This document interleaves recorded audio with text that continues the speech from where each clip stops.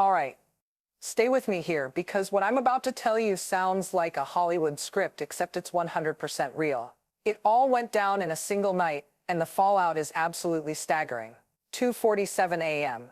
Deep in the dense forest west of Belgorod. Temperature hovering around 14 degrees Fahrenheit. Bone-chilling cold. The kind where your breath freezes before it even leaves your lips. And in that cold, in the pitch black of a logging road most people have never even heard of, a Russian convoy almost a mile long was quietly rolling forward. Not tanks, not artillery. Sealed steel containers carrying brand new top-secret Chinese electronic warfare systems, DRFM jammers, GPS jamming arrays, radar interference modules. Value of the shipment over $200 million. Not pocket change. This was Russia's big bet to take back the skies, to blind every single Ukrainian UAV. And the kicker, they had no idea they were driving straight into a trap. Not a normal trap. A signal trap. An electromagnetic kill zone that Ukraine had meticulously built, layer by layer from orbit to the ground, over weeks. Because what happened next, in under 5 minutes in that frozen forest, would decide whether Russia keeps its electronic edge or loses it for good. But what makes this story truly wild isn't the strike you're about to hear about. It's the fatal mistake Russia made by moving these brand new EW systems right into the exact area Ukraine had already turned into an invisible battlefield. A weapon made of signals and algorithms.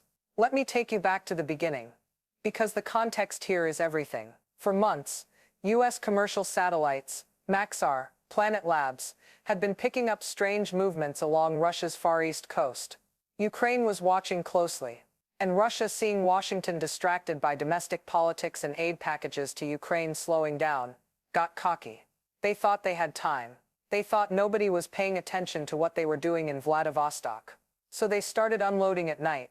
But this wasn't ordinary cargo. These containers carried PLA markings, People's Liberation Army identifiers, and they were part of one of Beijing's most sensitive export programs ever, the Generation 4 Export Electronic Warfare Program. Picture this at the port of Vladivostok, under massive cranes and amber sodium lights. Chinese, not Russian, technicians were supervising the offloading of completely new EW systems, DRFM jammers capable of cloning any radar signal, multi-band interference arrays that can bend GPS, passive locators that can listen to hundreds of radio communications at once. And this wasn't some small side deal in regular arms trade. This was the first batch of a multi-billion-dollar contract between Russia and China to rebuild the electronic warfare capability Russia lost over 2 years of war. Moscow believed that like HIMARS lose guidance and force Ukraine to fight in the dark. Except one thing, Ukrainian intelligence knew every detail. They knew when the containers left port. They knew the escort formation. And most importantly, they knew exactly what was inside. Stay with me. This is where it gets good. From orbit, satellites weren't just taking photos. They were scanning the electromagnetic spectrum. They were measuring microwave hotspots. They were detecting the unique frequency signatures of Chinese EW modules inside the cargo holds. That stuff can't be hidden. Not at sea. Not at night. And in Kyiv, analysts weren't just looking. They were dissecting. Machine learning models were studying anomalous frequency bands, background noise levels, pulse structures. They were building a real-time electromagnetic map from Vladivostok all the way to Belgorod. They were turning the spectrum itself into intelligence. The stakes here were massive. These EW systems, if deployed properly, could paralyze Ukraine's entire technological edge. Just one DRFM complex could crash dozens of tactical UAVs per hour. One GPS jamming array could make guided rocket artillery miss. And that's the question Ukraine asked itself. Could they turn signals, timing, and space, the invisible but vital, into a real weapon? Could they neutralize the enemy without hardware-on-hardware combat? And when the final satellite data came in clear, the answers started to emerge. Kyiv decided this EW shipment would never reach the front lines. And from there, an operation took shape. Ghost signal. From the initial data collected in Vladivostok, things started moving fast. Commercial satellites kept sweeping the area with 3 simultaneous sensor layers, high-resolution optical to track container movement, thermal imaging to detect abnormal surface temperature changes, signs that high-power electronics had been powered up for testing, and most critically, RF spectrum analysis that could pick up even the faintest signal leaks from the Chinese EW modules. Then on the morning of the third day, that signal chain vanished from the port. Not because the systems were shut down, because they were moving. A Russian military convoy, KAMAZ trucks, armored specialty vehicles for sensitive equipment, and 2 EW command vehicles, left the port in total silence, heading east to west, straight for Belgorod. The containers were sealed so tightly even infrared cameras couldn't see through the frequency shielding. But electronic signals don't lie. They emit tiny heartbeats every time the equipment inside self-calibrates, and those heartbeats were what Ukraine latched onto. Ukraine wasn't alone. From orbit, US-operated satellites fed continuous data, and on the ground, Ukrainian RF stealth drones, with nearly zero signal cross-section, slowly closed in on the convoy. They didn't film. They didn't transmit. They just listened, capturing the spectrum fingerprint of each container and relaying it back to Kyiv via Starlink terminals dozens of miles away. And here's the part I think Americans really need to understand on the modern battlefield. Tracking a convoy no longer relies on eyes or cameras. It relies on signals. It relies on knowing exactly who's transmitting what, when, and on which band. These drones were like electronic stethoscopes pressed against the chest of a giant machine trying to hide its heartbeat. In Kyiv, AI algorithms started doing work no human could keep up with. They analyzed call signs between Russian vehicles, identified movement patterns, calculated average speed per road segment, and predicted the exact point where the convoy would link up with a pre-positioned Russian EW unit on the outskirts of Belgorod. The scary part, every prediction pointed to the same outcome. If this convoy reached Belgorod, within 1 hour, Chinese EW systems would blanket eastern Ukraine in jamming. Every Ukrainian drone, from forward recon to FPV strike, would go blind. Starlink would be jammed. HIMARS rounds would start missing. Ukrainian air defense radars would be staring through electronic fog. In other words, if that convoy got through, the one advantage that kept Ukraine standing for 2 years, speed and precision through technology, would vanish. That was the gamble. Strike now while the convoy was still road-dependent, exposed, and hadn't yet set up its protective EW bubble, or let it reach the front and lose the strategic edge Ukraine could never regain. Kyiv understood that. NATO understood that. The US understood that. The US understood that. So while the Russian convoy kept rolling west, still believing it was safe on home soil, Ukraine quietly activated a different plan, one that would turn the very signals Russia and China trusted into the reason they failed. And this is where Operation Ghost Signal truly began. What I want you to understand is from the moment the convoy left Vladivostok, Ukraine stopped tracking them with imagery. No more cameras, no more trying to spot wheels or shadows from above. All of that was obsolete now. The convoy's electronic footsteps, every tiny oscillation in the spectrum, every time a DRFM module self-calibrated, left traces in the RF environment. That's why they deployed nearly signal-invisible mini-drones. These drones were small, flew low, used no GPS, emitted no control signals. They only collected RF signatures, the faint pulses emitted every time the EW systems inside the Russian containers breathed, and deep in a dark forest, just a few kilometers from the convoy route, a Ukrainian M113 sat motionless under old-growth trees. No engine, no comms, no movement, just waiting for the exact moment. Inside, the Ukrainian operator already had a crystal-clear target list, brand new DRFM jammers capable of cloning enemy radar signals, anti-GPS spoofing arrays that could render any guided missile useless, multi-band radar jamming modules, and finally, the EW command vehicle, the brain of the entire convoy. If those made it to Belgorod and linked up with Russian EW networks, all of eastern Ukraine would be smothered in electronic fog. Drones would fall, guided weapons would miss. And Ukraine, the country that relies entirely on tech to offset manpower shortages, would lose its lifeline. That's why Ukraine chose a tactic never used before.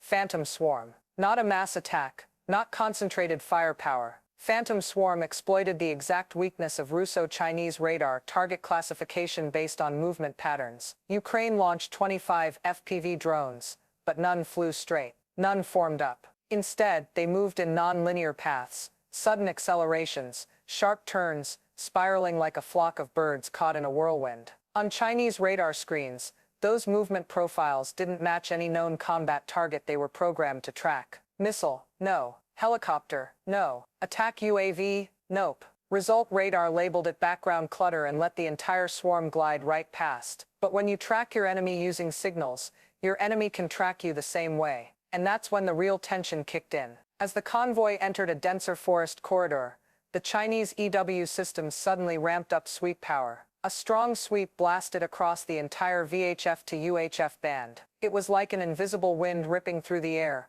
looking for anything out of place. And when the data stream from the mini drones back to Kiev started showing small but abnormal ripples, they knew what was happening. The Russo-Chinese side didn't see the drones, didn't see the M113, didn't see the swarm, but they knew something in the signal space didn't match their electronic map. Something was moving right into the area they wanted to shield. Something tiny but enough to make the Chinese EW system ask, is someone else here? And that was the moment ghost signal entered its most dangerous phase. The instant those first oscillations appeared, Russia reacted almost instantly. Not the slow, bureaucratic response we're used to seeing. This was the reaction of a force that knew it was being watched. The Chinese EW systems traveling with the convoy immediately switched to advanced signal filtering mode, an algorithm Ukraine suspected existed but had never seen used in real combat. And just seconds after that algorithm spun up, 3 Ukrainian mini-drones, the most critical electronic ears in the area,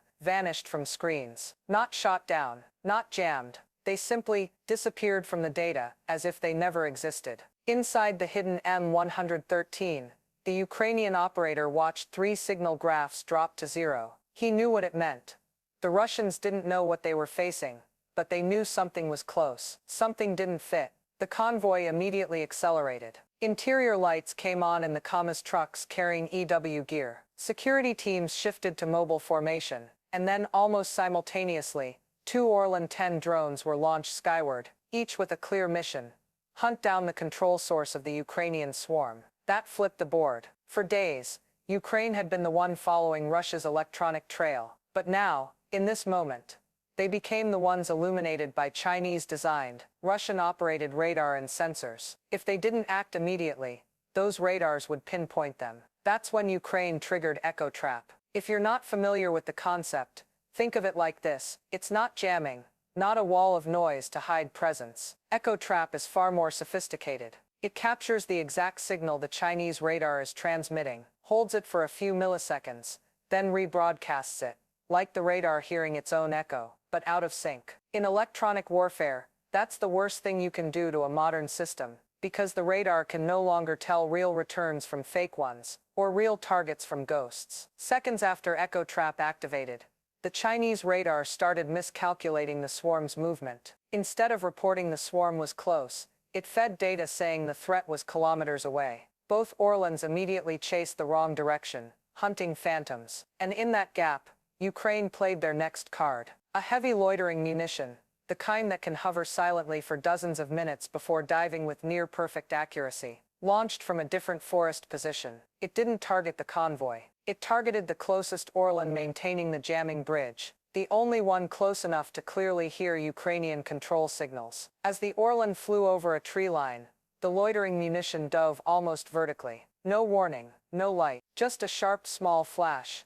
Then the Orlan dropped from the sky like a piece of metal stripped of its tech soul. But every smart strike has a cost. When that flash lit up the forest, Russian commanders on the ground saw it instantly. They didn't know the exact M113 location, but they had a direction. For Russia, especially while escorting strategically priceless Chinese gear, a direction was enough to escalate. A short order went out over the convoy's internal net: request air support. Minutes later, the sky above the dark forest began humming with turbine noise. Russia was sending something that hunts by heat, by laser, or simply levels the area with firepower. The confrontation in the forest, until now just a battle in the invisible world of signals, was about to turn into a real fight for survival. And then, exactly as everyone in Kiev predicted, Russia's counterstroke didn't miss a beat. From an airbase north of Belgorod, a Ka-52, or possibly an Su-34, signal data picked up both active in the area, flipped on its ground tracking radar, and locked straight onto the control emissions coming from the forest, where the M113 was hiding. No need to visually acquire. No need for eye confirmation. With Russian guidance systems, if a drone control signal appears in the frequency space, that's enough for a Viker or Kot 25 ml missile to go hot. At this level of engagement, just one laser lock-on was enough to turn the M113 into scrap. Inside the thin steel hull, the Ukrainian operator saw the red warning icon flashing target locked. But instead of panic, he did the opposite. He triggered Smoke Phantom, a special aerosol decoy round Ukraine developed to fool high-temperature missile seekers. A small launcher popped from the M113's roof, shot up a few meters, then burst into a glowing cloud of millions of super-hot aerosol particles. To the naked eye, it looked like thin smoke. To the Russian missile's infrared seeker, it was a bigger, hotter, clearer target than any military vehicle. The missile instantly diverted. It flew straight into the glowing cloud like a moth to flame. One sharp, bright explosion, then silence. The M113 was intact. But the Ka-52 wasn't done. It dropped altitude, circled, and lined up for a direct 30 mm cannon strafing run. And this is when Ukraine played the card they only use when there's no choice left. Micro-EMP FPV. A tiny lightweight FPV drone too small for Russian radar to classify properly, shot out from beside the M113 and accelerated straight at the helicopter. It carried no explosive. It carried a low-power but precisely timed EMP pulse warhead, enough to fry a flying platform's electronics for a few critical milliseconds. As the FPV closed in, the Russian pilot only saw a tiny blip on radar. Unremarkable. And then no explosion. Just a massive static shock like invisible lightning. Every screen in the Ka-52 cockpit went black. Navigation froze. Flight computers shut down. The pilot had nothing left but muscle memory and panic. The helicopter lurched, shook violently, then climbed hard and broke off from the area. The sky was clean again. And that was the moment Ukraine had been waiting for. No more Russo-Chinese eyes on the swarm. Inside the M113, the operator hit the final command, execute. The remaining 22 FPVs, each updated with precise locations of every EW module from the mini-drone data, surged forward simultaneously. They dove like 22 intelligent bullets, each locking onto a tiny heat source inside a container or a pulsing RF emitter. The first impacts happened almost at once. If you've never seen an EW system destroyed, let me paint the picture. It doesn't explode like a tank or ammo truck. It lights up. High-power capacitors detonate in blue-white flashes. DRFM modules burn with sharp white arcs. Delicate transmit-receive antenna arrays snap with dry cracks. Each hit on an EW module triggered a chain reaction, sudden heat surge, coils burning, capacitors popping, circuit boards igniting, then a larger secondary blast. In under 12 seconds, the entire forest lit up. Not red fire. The distinctive blue-white glow of electronics burning under overload. Trees flashed like lightning strikes. The ground shook beneath the escort vehicles. Signal smoke rose in thick columns, so dense that Russian radar dozens of miles away registered an abnormal blind spot. When the final explosion died down, all that remained was the sound of hot metal cracking in the night frost. In under 5 minutes, the entire multi-hundred-million-dollar Chinese EW shipment was reduced to charred scrap, completely useless, completely removed from the war equation. And I have to say this, because it matters for the big picture. This wasn't just a strike. This was technological surgery. Ukraine didn't just destroy equipment. They dissected, exploited, and hit the exact vulnerabilities the Chinese technology itself created. It was brilliant, audacious, and ice-cold. Executed in the dark of a Russian forest. And it changed the entire battlefield. With just 22 drones, 12 seconds, and a clean sky. When the final blue-white light faded, and the forest settled into thin smoke, a Maxar satellite passed overhead a few hours later. The images sent back from orbit showed a scene experts called total electronic annihilation. The carcasses of Chinese EW systems scattered across half a mile of forest, twisted antenna arrays, DRFM modules burned black and glassy, containers ripped open like tin cans. Nothing identifiable, nothing repairable, nothing left to salvage but warped steel frames. And the strategic consequences couldn't be clearer, yet deeper than any artillery barrage or airstrike we've seen in this war. First, Russia lost its EW shield for at least 72 hours. 3 days doesn't sound like much, but in modern war, 3 days without jamming enemy drones means they fly freely overhead. And Ukraine did exactly that. Recon UAVs returned, FPV strikes flooded the front. Targets Russia once hid under thick jamming layers were suddenly fully exposed. Ukraine took back the sky, not with aircraft, but with the right to see and hear. Second, China is rattled. Systems they marketed as the latest generation EW were wiped out the first time they appeared on a battlefield. Not detected by NATO radar, not destroyed by American missiles, but exposed and surgically destroyed by a Ukrainian homemade drone team. For Beijing, that's not just a technical failure. It's a failure of image credibility and technological prestige. Third, Russian faith in Chinese weapons is shaken to the core. Inside the Russian military, questions are now being asked, not about Ukraine, but about the real quality of the made-in-China systems Moscow is betting its war future on. Those aren't easy questions to answer when 22 cheap drones can erase a hundreds of millions shipment in under 5 minutes. And here's where we zoom out. Remember, this modern war is no longer about tanks or artillery. It's about signals, algorithms, and speed of adaptation. Whoever sees faster, hears clearer, and adapts more flexibly, they hold the initiative. And in that forest, in the early hours of that morning, Ukraine proved that creativity and adaptability don't just save them from defeat. They're powerful enough to rock an entire military alliance between two great powers. This wasn't just a victory. It was a reminder that in the 21st century, technology doesn't decide who's stronger. It decides who survives. Thanks for sticking with me to the end. If you found this breakdown useful, don't forget to subscribe so you don't miss the next one. See you in the next update.